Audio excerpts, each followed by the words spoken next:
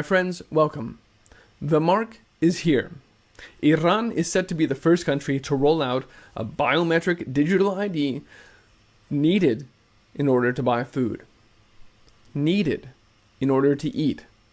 Right? Needed in order to survive. You must go get your digital ID from the government.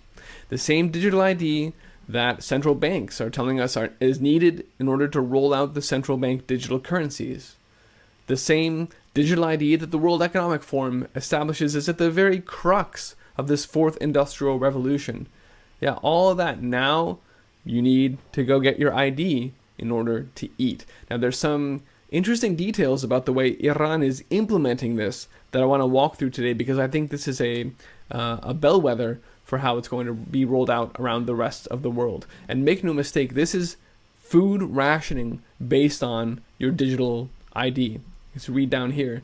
You're able to buy as much bread as you want, but if you want to get the subsidized prices, then you're going to need the ID.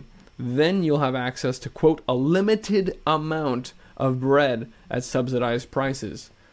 And you can keep buying the rest at market rates if you want, right? You can buy as much bread for $1 million a loaf as you want.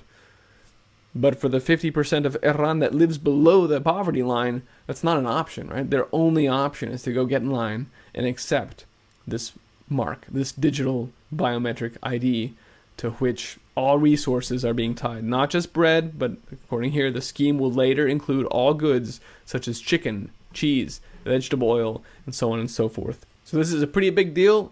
Let's talk about it. I'm Christian, and this is the Ice Age Farmer Broadcast.